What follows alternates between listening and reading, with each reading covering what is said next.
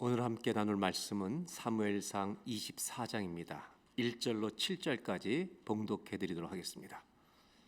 사무엘상 24장 1절로 7절까지 봉독해 드리겠습니다.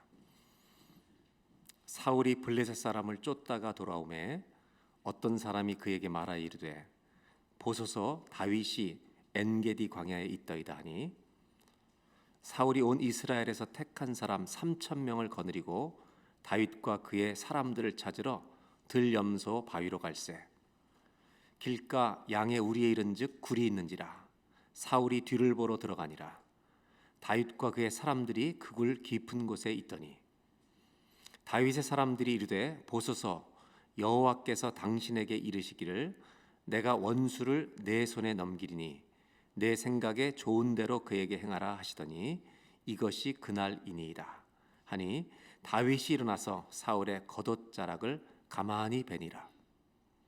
그리한 후에 사울이 옷자락 뱀으로 말미암아 다윗의 마음이 찔려 자기 사람들에게 이르되 내가 손을 들어 여호와의 기름 부음을 받은 내 주를 치는 것은 여호와께서 금하시는 것이니 그는 여호와의 기름 부음을 받은 자가 됨이니라 하고 7절을 우리 다 같이 함께 봉독합니다. 다윗이 이 말로 자기 사람들을 금하여 사울을 해하지 못하게 하니라. 사울이 일어나 굴에서 나가 자기 길을 가니라. 아멘. 최근에 산불이 많이 나서 아마 우리들이 일기예보에 가장 민감했던 시간들을 보낸 것 같습니다. 비가 오기를 많이 기다렸던, 그래서 일기예보에 관심을 무척 가졌던 기억이 납니다. 일기예보가 있다면 혹시 우리 마음의 일기예보가 가능할까 이런 생각을 합니다. 만약에 저와 여러분의 마음의 일기예보를 보도한다면 여러분의 마음은 평안입니까? 불안입니까? 사랑입니까? 미움입니까? 여러분의 마음의 상태를 뭐라고 얘기할 수 있겠습니까? 우리는 한 가지는 분명히 아는 게 있는데요.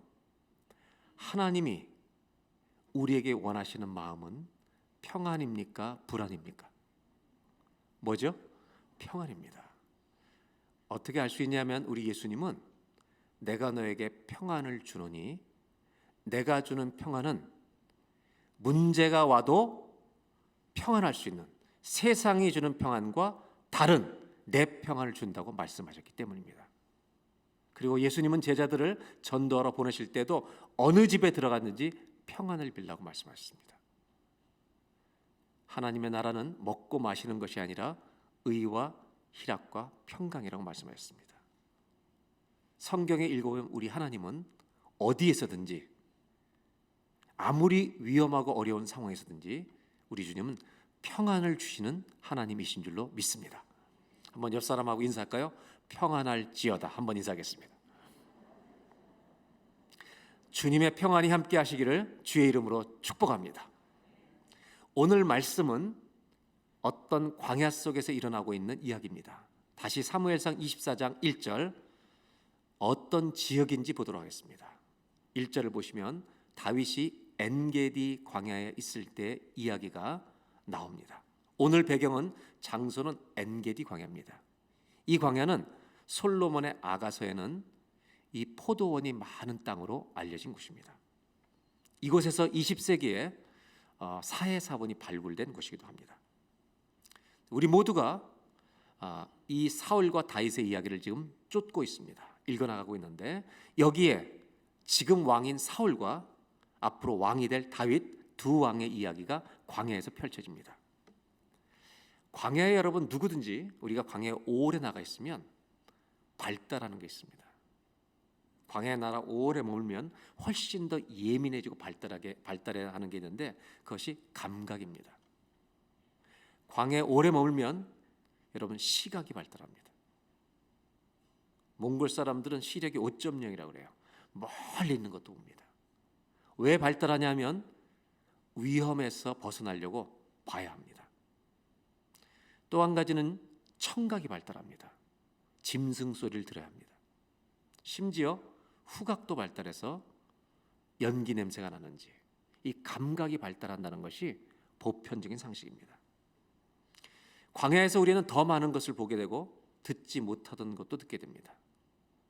그래서 기독교의 영성 전통에서는 광야가 매우 중요한 위치를 차지합니다. 하나님의 음성을 더 듣고 싶은 사람들은 광야로 나아가곤 했습니다.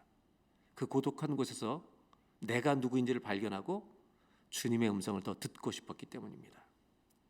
이 광야에서는 대부분의 기독교인들이 주님을 훨씬 더 자주 찾고 부르게 되는 것입니다. 오늘 관심은, 오늘 말씀의 초점은 다윗이 왕이 되는 과정이 왜 이렇게 어려운 것인가? 지난주에 말씀드린 것처럼 이 이야기를 나누려고 합니다.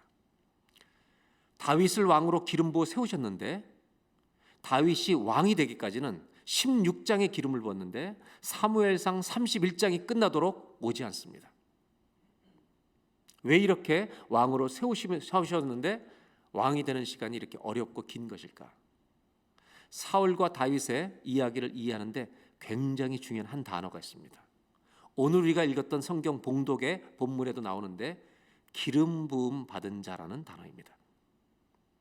이 기름 부음을 받은 자는 우리가 다 아는 유명한 히브리어 말입니다. 이것은 메시아라는 뜻입니다. 헬라어로 그리스도라는 뜻입니다. 사울 왕이 기름 부음 받은 자다. 다윗이 기름 부음 받은 자. 이 기름 부음 받은 자가 히브리어로 메시아로 쓰여지고 있다는 것입니다. 이것을 이해해야 우리가 사울과 다윗의 이야기를 더 잘 이해할 수가 있습니다. 사울 왕은 다윗을 죽이려고 하는데 그렇게 노력하는데 죽이지 못합니다. 심지어 성경에 하나님은 다윗을 보호하시고 사울 왕에게 그를 내어주지 않는다고 계속해서 말하고 있습니다. 이 긴장이 흐르는 역사의 시간은 상징적인 메시지를 담고 있습니다. 상징성이 있다는 말입니다. 사울과 다윗을 이해하는 데 중요한 단어가 메시아, 기름 부음 받은 자라는 것을 알고 이 시간이 어떤 상징성을 갖고 있다는 것을 알고 이 성경을 읽으면 훨씬 더 이 말씀의 의미가 깊어집니다. 한 가지 질문을 던지면 우린 더 쉽게 이해할 수 있습니다. 사울도 기름 부음 받은 자고 다윗도 기름 부음 받은 메시아라는 용어를 쓰고 있습니다. 그렇다면 우리에게는 참된 메시아는 예수 그리스도밖에 없는 줄로 믿습니다. 이분이 우리의 메시아입니다. 그렇다면 질문은 뭐냐면 장차 오실 참된 메시아를 상징하고 있는 인물은 사울이겠습니까? 다윗이겠습니까? 우리가 그것을 누구나 알 수 있다는 겁니다. 창세기 49장에 12지파의 조상이 된 야곱은 하나님의 은혜를 힘입어서 12 아들들을 위한 예언 기도를 합니다. 그때 유다 지파를 위한 기도는 독특합니다. 창세기 49장 8절을 보겠습니다. 유다야 너는 내 형제의 찬송이 될지라 내 손이 내 원수의 목을 잡을 것이요 내 아버지의 아들들이 내 앞에 절하리로다. 유다가 뭔가 찬송받는 가문이 될 것이라고 암시합니다. 이것은 야곱이 멋대로 하는 기도는 아닙니다. 하나님이 주신 언어로 기도한 것입니다. 10절입니다. 그 기도 중에 이 10절을 우리 다 같이 함께 봉독합니다.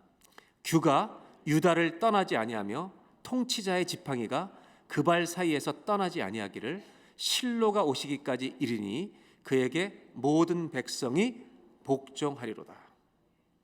유다 지파를 통해 왕권이 오는데 그 왕권이 통치자의 지팡이가 떠나지 않을 것이라고 약속하십니다. 성경은 다윗이 유다 지파의 후손인 것을 말씀하고 있고 그 다윗을 통해 그 후손으로 예수님이 오시는 것이 마태복음의 족보입니다. 그렇다면 우리는 똑같은 기름 부음 받은 자로 표현되었는데도 불구하고 다윗이 오실 예수님을 상징한다면 사울은 누구를 상징하고 있는가를 잘 생각해 보셔야 합니다. 하나님은 사울을 왕으로 뽑을 때에도 기름을 부어서 세우십니다. 하지만 사울 왕을 하나님은 아낌없이 버리십니다. 그리고 그 후임자로 다윗을 임명합니다. 둘 다 기름 부음 받은 자지만 두 사람이 분명히 다르다는 것을 아셔야 합니다. 사울 왕은 하나님이 예비하신 참된 왕이 아닙니다. 이스라엘 백성들이 하나님을 버리고 왕을 달라고 요구할 때 하나님이 임시로 세우는 왕이 사울왕입니다. 이것을 영어로는 man-made 메시아라는 말입니다.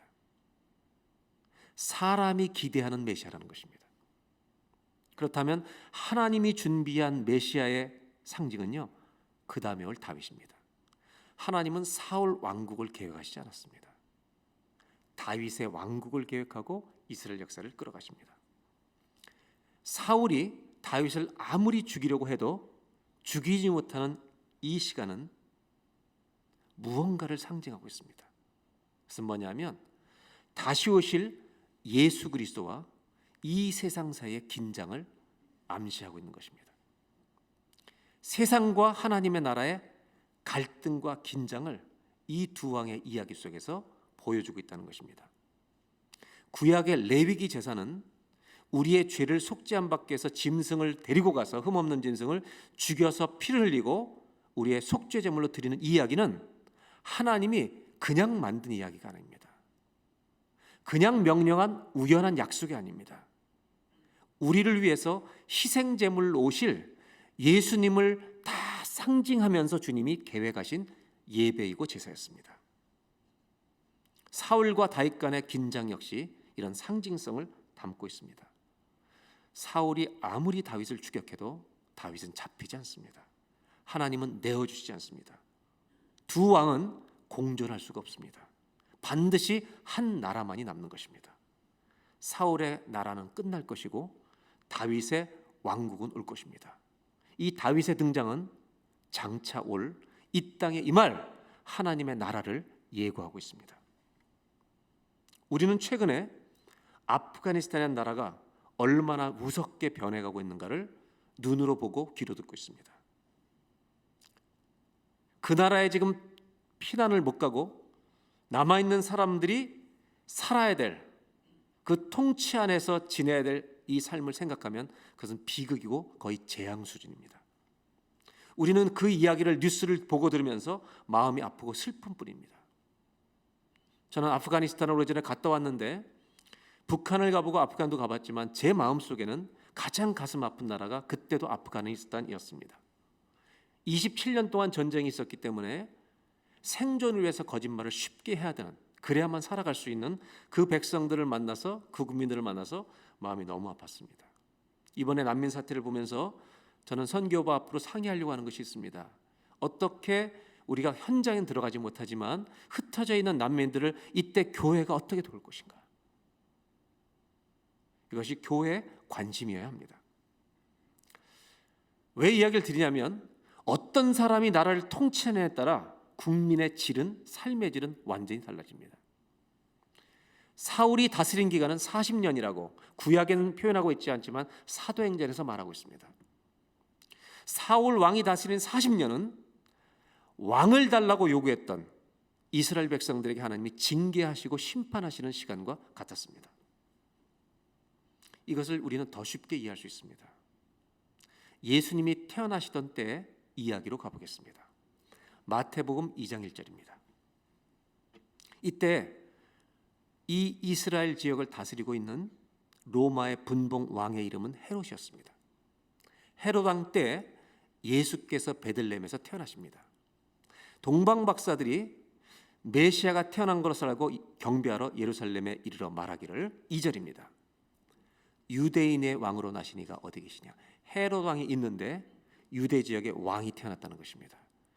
우리가 동방에서 그의 별을 보고 그에게 경배하러 왔다고 말합니다. 7절입니다. 헤롯 왕이 이 얘기를 듣고 가만히 이 동방 박사들을 불러 별이 나타난 때를 자세히 묻고 8절 베들레헴으로 보내면서 이르되 가서 아기에 대하여 자세히 알아보고 찾거든 나한테 와서 고하여 나도 그분에게 가서 그에게 경배할 수 있도록 알려달라고 정보를 제공해달라고 말합니다.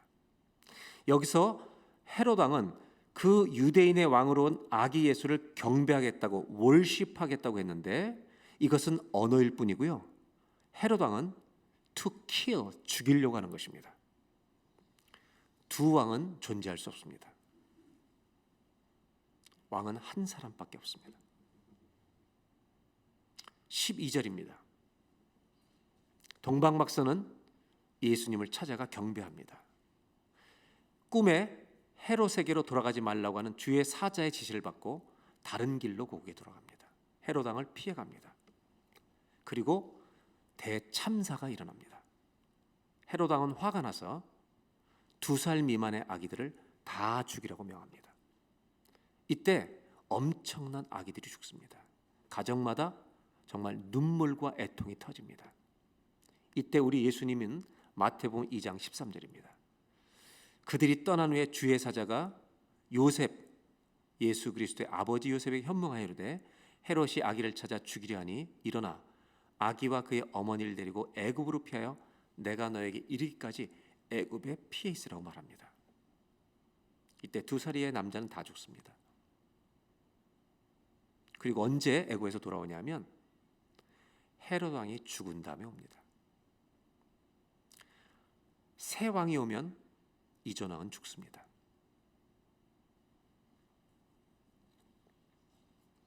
여기에도 두 왕의 이야기가 있습니다. 사울 왕과 다윗 왕의 이야기가 있고 헤롯 왕과 유대인의 왕으로 오신 만왕의 왕 예수님의 얘기가 있습니다. 이 두 이야기에 공통점이 있습니다. 첫째는 하나님의 나라를 상징하고 있는 것들은 다 세상에서 약해 보인다는 것입니다. 초라해 보입니다. 다윗도 도망 다닐 뿐이고 예수님도 도망 다닐 뿐입니다. 하지만 또 하나의 공통점이 있습니다. 다윗의 왕국은 옵니다. 주님이 세우십니다. 여러분, 우리 예수님은 다시 오실 것입니다. 이 세상이 주님이 오시는 것을 막을 수 없다는 말입니다. 우리는 어느 나라에 속한 자인지를 잘 생각해 보셔야 합니다. 오늘 사울과 다윗의 이 이야기는, 쫓고 쫓기는 추격의 이야기는 왜 오랫동안 지속되냐면 이 세상의 나라와 이 땅에 임할 하나님의 나라의 긴장을 보여주는 상징성을 갖고 있기 때문에 이어지고 있는 것입니다. 다윗의 나라는 올 것 같지 않고 약해 보이고 도망다닙니다. 오늘 이러한 상징적인 배경이 오늘 다윗과 사울의 이야기라는 걸 이해하고 말씀으로 좀 돌아가 보려고 합니다. 그렇다면 다윗의 나라는 어떻게 오는가? 하나님의 나라는 어떻게 오는가? 이것을 이 배경 속에서 우리는 깨닫고 배울 필요가 있습니다. 사울은 엔게디 광야에 다윗이 숨었다는 이야기를 듣고 다윗의 모인 무리가 600명밖에 안 되는데 3,000명을 데리고 훈련된 정규군 3,000명을 데리고 다윗을 잡으러 갑니다. 5배 인원이 침투를 합니다. 훨씬 강해 보입니다. 그런데도 잡히지가 않는 것입니다. 24장 4절에 오히려 다윗이 사울을 죽일 수 있는 기회가 옵니다. 동굴에 깊이 들어가 있는데 용변을 보기 위해서 사울 왕이 혼자서 부하들을 다 띄워놓고 자기의 왕의 존엄성을 지키기 혼자서 동굴에 들어옵니다.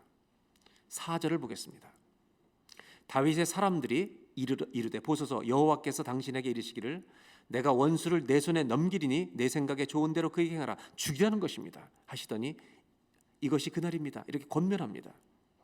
다윗이 일어나서 사울의 겉옷 자락을 가만히 잘라버립니다. 이것도 상징적입니다. 다윗의 나라가, 사울의 나라가 잘라진다, 왕권이 넘어간다는 의미입니다. 27절입니다. 이것은 사무엘상 15장 27절인데 사울 왕의 옷이 2번 찢어집니다. 옷이 찢어진 일이 2번 나오는데 사무엘의 옷이 찢어지면서 상징적인 메시지를 사무엘과 사울 사이에 있었던 이야기가 사무엘서 15장에 나오는데 사무엘이 하나님이 당신을 버렸다고 돌아설 때 15장이죠. 사울이 옷을 잡을 때 찢어진 적이 있습니다. 이때 28절에 사무엘이 사울에게 예언하는 바가 있습니다. 옷이 찢어진 걸 설명하기를 여호와께서 오늘 이스라엘 나라를 왕에게서 떼어 왕보다 나은 왕, 즉 다윗을 말하는 겁니다. 주실 것을 예고합니다. 이 이야기를 다윗은 모릅니다. 그래서 다윗은요 사울 왕의 옷을 찢을 뿐입니다. 즉 다윗은 사울을 죽이지 않습니다. 다윗의 왕국이 어떻게 오는지, 하나님의 나라가 어떻게 오는 것인지 우리는 알 필요가 있습니다. 다윗은 칼로 사울을 죽여서 왕이 되지 않습니다.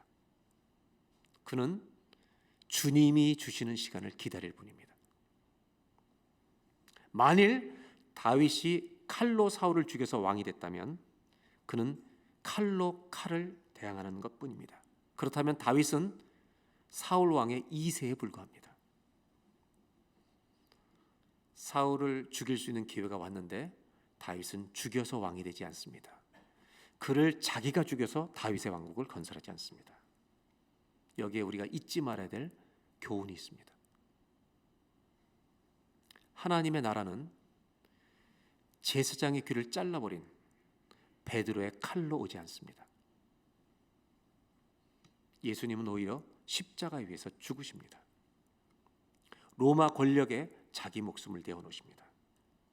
왜냐하면 우리의 모든 죄를 껴안고 당신이 심판당하셔야만, 그 저주를 다 가지고 가셔야만 우리에게 하나님의 나라를 열어줄 수 있기 때문입니다. 세상의 나라가 이기는 것처럼 보입니다. 하나님의 나라는 약해 보입니다. 그러나 예수님이 십자가에서 우리 죄를 담당하고 죽으신 예수님이 부활하셔서 온 땅의 주가 되심을 알게 하셨고 승천하셔서 다시 오시는 날 하나님의 나라가 온 세상을 심판할 것입니다. 하나님의 나라는 약해 보이지만 온 세상을 이길 줄로 믿습니다. 하나님의 나라는 칼을 통해서 오지 않습니다.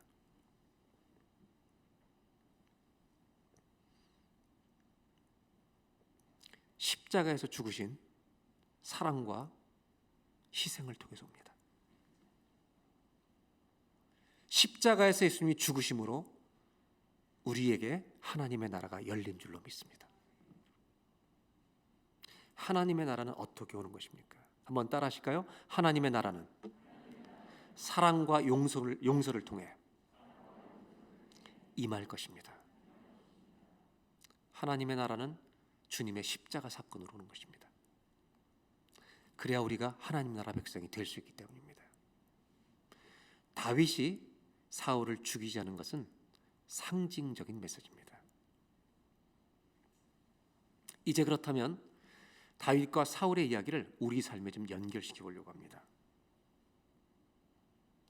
사울을 살려준 다음에 다윗은 밖으로 나가서 사울이 멀리 군대에 간 다음에 자기 군대로 돌아간 다음에 멀리 떨어진 자리에서 사울과 큰 소리로 대화를 하기 시작합니다.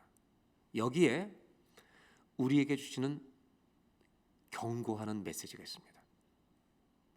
하나님이 우리에게 사울을 통해 경고하는 메시지가 있다는 걸 아셔야 합니다. 24장 8절을 보겠습니다. 이제 사울 왕이 용변을 보고 나갔습니다. 그 후에 다윗도 일어나 굴에서 나가 사울의 뒤에서 멀리 외쳐 이르되 소리를 칩니다. 내 주 왕이여 하매 사울이 돌아보는지라 다윗이 땅에 엎드려 절합니다. 예의를 갖춥니다. 9절 다윗이 사울에게 이르되 보소서 다윗이 왕을 해하려 한다고 하는 사람들의 말을 왕은 어찌하여 어떻게 들으십니까? 나는 해할 의사가 없습니다. 10절 오늘 여호와께서 굴에서 왕을 내 손에 넘기신 것을 왕이 아셨을 것입니다. 어떤 사람이 나를 권하여 왕을 죽이라고 하였으나 내가 왕을 아껴 생명을 보호하여 말하기를 나는 내 손을 들어 내 주를 해하지 아니하리니 그는 여호와의 기름 부음을 받은 자이기 때문이라 하였나이다. 다윗은 사울이 어떤 역할을 상징하고 있는지 모릅니다. 그러나 기름 부음 받은 자이기 때문에 해치지 않을 뿐입니다. 존중합니다. 그러나 사울이 상징하는 바는 사람들이 세운 메시아를 상징합니다. 그것은 주님이 심판하십니다. 11절입니다. 내 아버지여 보소서 내 손에 있는 왕의 옷자락을 보소서 내가 왕을 죽이지 아니하고 겉옷자락만 베었은즉 내 손에 악이나 죄과가 없는 줄을 오늘 아실지니이다. 왕은 내 생명을 찾아 헤아려 하시지만 나는 왕에게 그런 의도나 그런 범죄를 한 일이 없습니다. 저는 당신을 해칠 생각이 없습니다. 이렇게 말합니다. 이 말을 듣고 사울 왕도 다윗에게 대답을 하기 시작합니다. 우리는 이 장면을 잘 보셔야 합니다. 그리고 우리에게 경고하고 있는 메시지를 들어야 합니다. 16절로 넘어갑니다. 다윗이 사울에게 이같이 말하기를 마침에 사울이 이르되, 지금까지 다윗을 죽이려 쫓아다니던 사울입니다. 단창으로 3번이나 찍어서 죽이려고 했던 이 사울입니다. 내 아들 다윗아, 요나단의 친구죠. 이것이 너의 목소리냐 하고 소리를 높여 웁니다. 고마워서 우는 것 같습니다. 성경은 이상한 사울을 보여줍니다. 저는 이 성경을 읽으면서 이런 생각을 해봐요. 사울은 도대체 어떤 사람이냐, 이 사람. 누군지를 모르겠습니다. 다윗을 죽이려 하다가 지금은 감동되어 내 아들이라고 부르고 울고 있습니다. 성경은 사울이 누군지 우리를 혼동시킵니다. 누군지를 모르겠습니다. 이 사람의 마음을 모르겠단 말입니다. 17절입니다. 다윗에게 이르되 나는 너를 학대하되 너는 나를 선대하니 너는 나보다 의롭도다. 제가 이 성경을 읽으면서 사울도 많이 배운 사람이네. 이런 상황에서 어떻게 이렇게 논리적으로 말을 잘하지? 한번 따라 하실까요? 나는 너를 학대하되 너는 나를 선대하니 너는 나보다 의롭도다. 딱 정리를 해줘요, 한 문장으로. 여러분, 지식적으로 사울은 다윗이 자기보다 의롭다는 것도 압니다. 이게 끝이 아닙니다. 18절입니다. 네가 나 선대한 것을 오늘 나타냈나니 여호와께서 나를 너의 손에 넘겼으나 네가 나를 죽이지 아니했도다.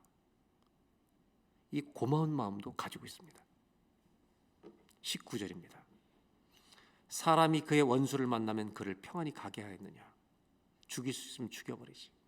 그런데 내가 오늘 나에게 행한 일로 말미암아 여호와께서 내게 선으로 갚으시길 원하노라. 종교적인 용어를 사용하면서 하나님이 너에게 복 주시길 원한다고 말까지 합니다. 종교성을 가지고 있습니다. 20절까지 보겠습니다. 보라, 나는 네가 반드시 surely 왕이 될 것을 알고 이스라엘 나라가 너의 손에 견고히 설 것을 안다고 말합니다. 다윗은 사울을 살렸습니다. 사울 왕은 이 얘기를 다 든 다음에 울기까지 합니다.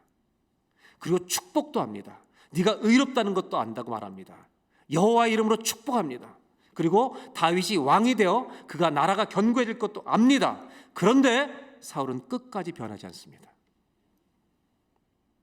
우리는 다음 주에 또 다윗을 죽이려는 사울을 만나게 될 것입니다. 여러분, 도대체 사울은 어떤 사람입니까? 이 사람의 정체성은 무엇입니까?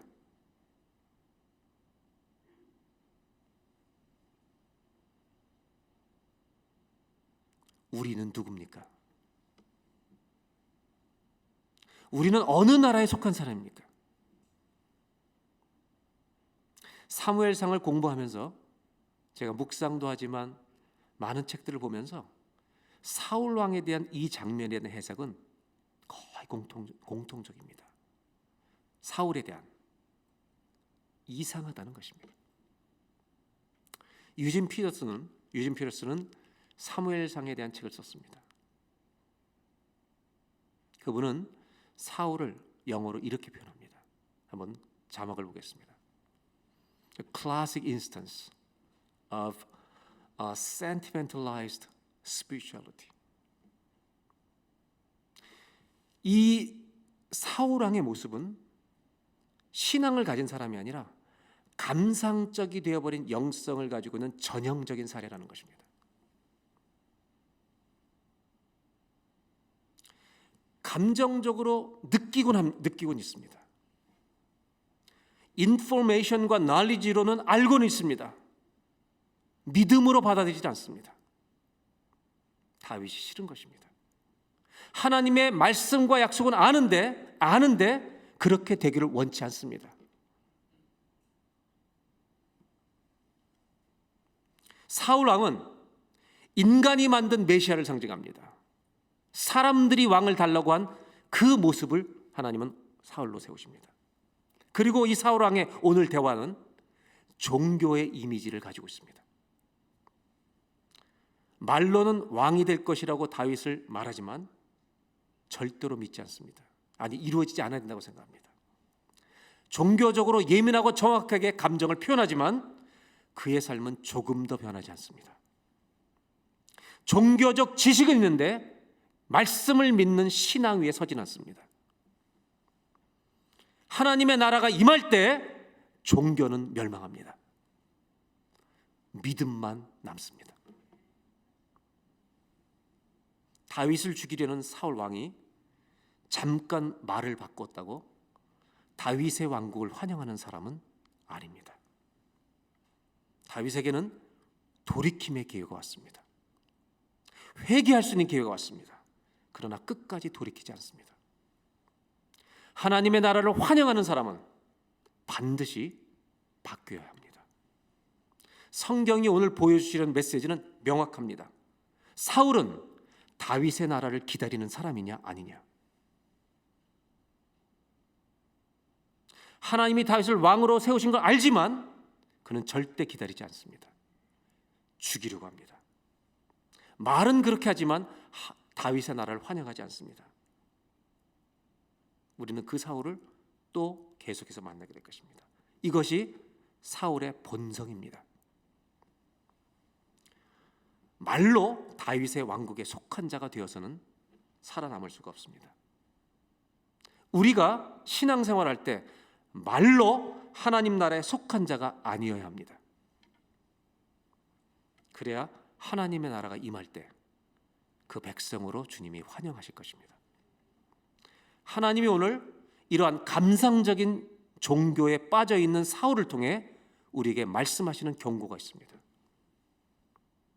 너가 하나님 나라 백성이라면 너 변해야 된다는 것입니다. 네 마음의 태도가 바뀌어야 된다는 것입니다.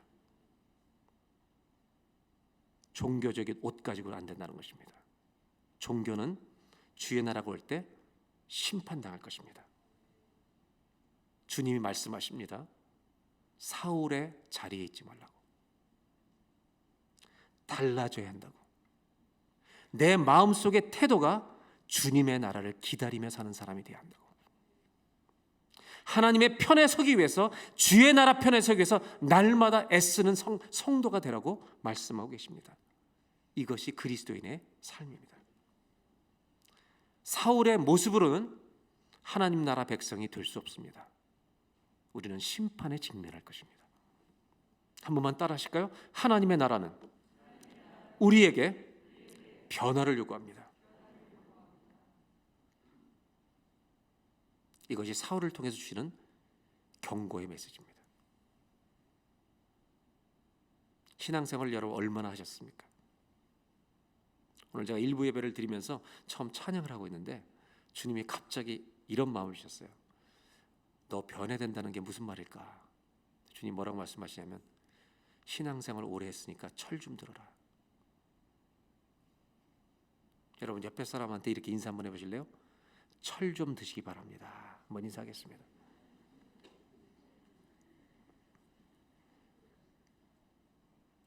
여러분 신앙인으로 우리는 언제 괴롭습니까? 내가 잘못한 걸 아는데, 함부로 말한 걸 아는데, 가정에서도 상처를 준 걸 아는데, 알긴 아는데 느끼는데 돌이키지 않을 때 괴로운 것입니다. 똑같이 행동하고 있는 것입니다. 성경이 오늘 가르쳐주는 게 있습니다. 하나님 나라를 기다리는 사람들이냐, 너희가 하나님 나라에 속한 자들이냐, 그러면 너희 안에 있는 사울을 잘라내버리라는 것입니다. 사울을 죽이자는 것입니다. 감상적인 신앙으로 된 사람은 변하지 않습니다. 내 삶을 바꿔달라는 기도가 필요합니다. 사울은 광야에서 권력의 시험대에 오릅니다. 권력을 놓고 주님이 시험하십니다. 사울은 자기가 하나님을 섬기는 자가 아니라 권력을 예배하는 자라는 것을 그대로 드러내줍니다. 우리는 세상에서 돈의 시험을 받을 때가 있습니다. 이 광야에서 돈의 시험을 받을 때 우리는 돈을 섬기는 자인지 하나님을 예배하는지가 정확하게 그대로 드러날 것입니다. 세상은 이번 주도 우리를 시험하는 광야가 될 것입니다. 모세가 출애굽 광야를 40년 동안 지날 때 하나님이 가르쳐 주신 것은 우상을 예배하는 것과 참 하나님만을 예배하는 것을 분별하는 법을 가르쳐 주셨습니다. 성막을 광야에다 지어 주셨습니다. 예수님이 광야를 통과하실 때 주님은 종교와 신앙을 분별하고 가르쳐 주셨습니다. 하나님을 이용하는 사단은 우리에게 종교를 주려고 하지만 배가 고파도 주의 말씀만을 따르려 가는 예수님은 신앙의 본이었습니다. 다윗의 엔게디 광야는 신성 모독하는 사울의 모습과 끝까지 주님의 때를 기다리며 기도하는 다윗의 차이를 보여줍니다. 이것은 세상에 속한 자인가 하나님 나라에 속한 자인가를 분별하라고 가르치시는 교훈입니다. 마지막으로 사무엘상 24장은 이제 이렇게 끝납니다. 사울 왕이 다윗에게 이렇게 축복을 한 다음에 혹시라도 왕이 되거든 내 후손을 끊지 말아달라고 부탁합니다. 내 아버지에 비해서 내 이름을 멸하지 말아달라고, 내 가족을 죽이지 말아달라고 부탁합니다. 다윗은 왕이 된 후에 다른 사람들이 사울의 가문을 죽이지만 남은 한 아들을 왕궁에 데리고 와서 그는 기르게 됩니다. 그리고 사무엘상 24장 22절은 안타깝게 사울과 다윗의 길이 다름을 보여줍니다. 다 같이 한번 읽겠습니다. 다윗이 사울에게 맹세하며 사울은 집으로 돌아가고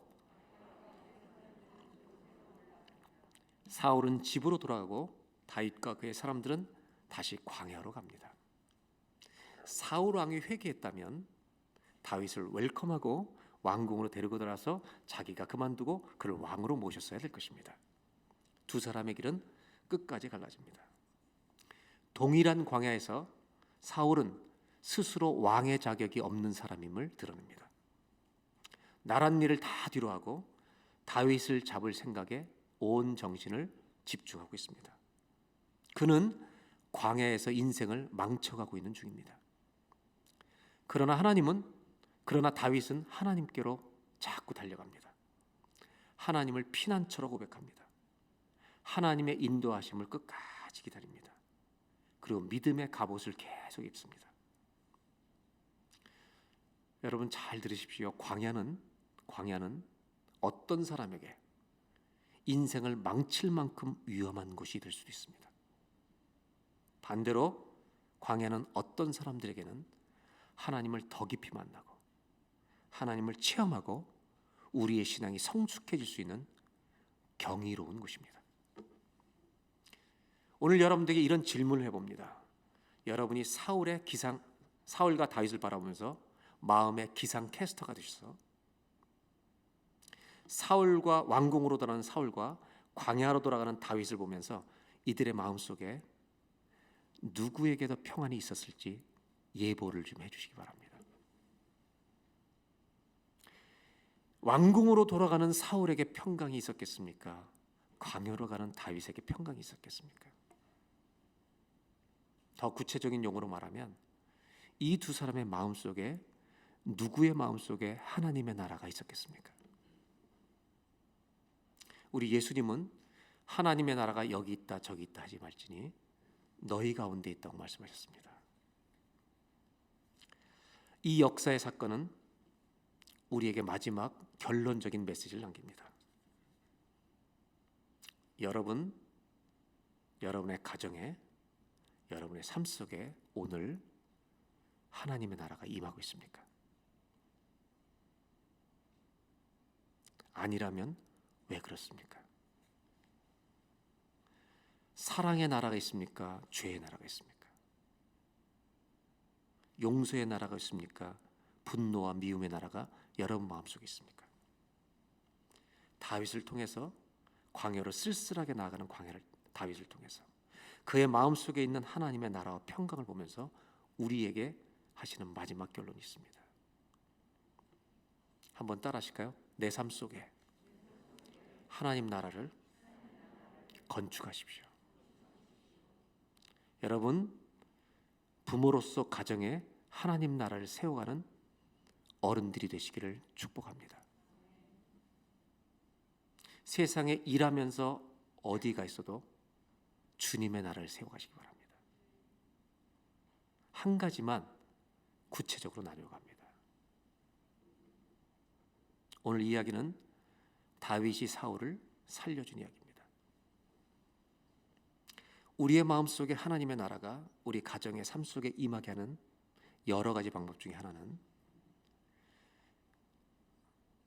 우리의 삶을 힘들게 한 사울은 누구나 가지고 있습니다. 내 마음을 지옥처럼 뒤집어 버리는 사울 같은 사람들이 내 인생에, 여러분 인생에 다 있습니다. 그 사람을 용서하시기 바랍니다.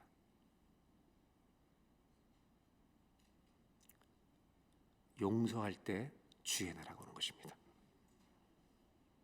힘들수록, 더 아플수록 용서하십시오. 그곳에 주님의 나라가 임할 것입니다. 기도하겠습니다.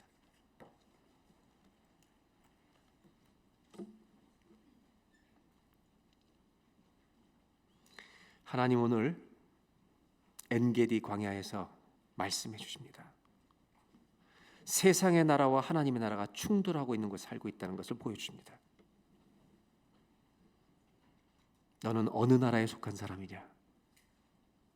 하나님의 나라에 속한 사람이라면 사울을 통해서 우리에게 경고하십니다. 너 변해야 된다. 너 달라져야 된다. 감상적인 종교와 신앙의 형식에 머물러 있으면 하나님 나라 임할 때 심판밖에 없다는 것입니다. 오늘 시간 다 같이 기도할 때 하나님, 주의 나라에 속한 자로 살기를 원합니다. 그리고 기도하십시오. 제 인생의 여정에서 나를 힘들게 해왔던 사울을 용서함으로 말미암아 저희들의 마음속에 하나님의 나라가 임하는 오늘 예배가 되게 하여 주시옵소서.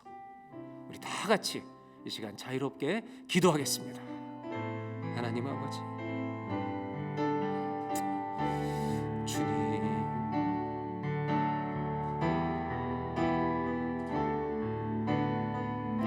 아버지, 주님의 나라에 속한 자로 살기를 원합니다. 감상적이 되어버린 하나님 신앙에 빠지지 않도록, 종교의 형식을 가진 자가 되지 않도록, 믿음 없이 하나님 종교 형식만 가진 자가 되지 않도록 주여 우리를 깨워주시고 예배가 우리를 변화시키는 산 예배가 되게 해주시기를 원합니다. 하나님, 너 변해된다고 말씀하시는 주의 경고의 음성이 들려지는 예배가 되게 해주십시오. 하나님의 나라를 기다리는 사람이 되게 해주시기를 원합니다. 그 사람이 주님의 나라에 속한 자가 아니겠습니까? 아무리 말을 해도 다윗을 거절하는 사람은 다윗의 왕국을 환영하는 자가 아닙니다. 그러나 다윗은 사울을 끝까지 용서합니다. 하나님의 나라는 그렇게 올 것입니다.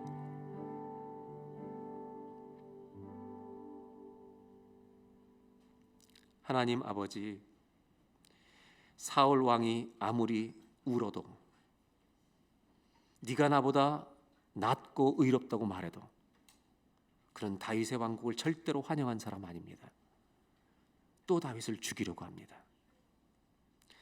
저희는 하나님의 나라에 속했다고 고백하는 자들인데 정말 하나님의 나라를 환영하고 기다리며 사는 사람들입니까?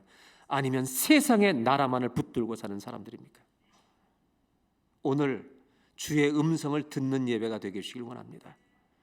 너 변해야 된다. 너 달라져야 된다. 하나님 나라 백성답게 살아야 된다. 주여, 종교가 아니라 믿음을 주옵소서. 겨자씨만 해도 좋으니 그 살아있고 진실한 믿음을 우리에게 주십시오, 하나님. 그리고 우리 인생에서 우리 마음속에 하나님 나라가 세워지는 것을 방해하는, 우리를 힘들게 했던 인생 여정의 사울들을 칼로 죽이려 하지 않게 해주시고 용서하게 하옵소서. 주의 나라는 그때 우리의 가슴 속에 임할 것입니다. 예수님의 이름으로 기도합니다.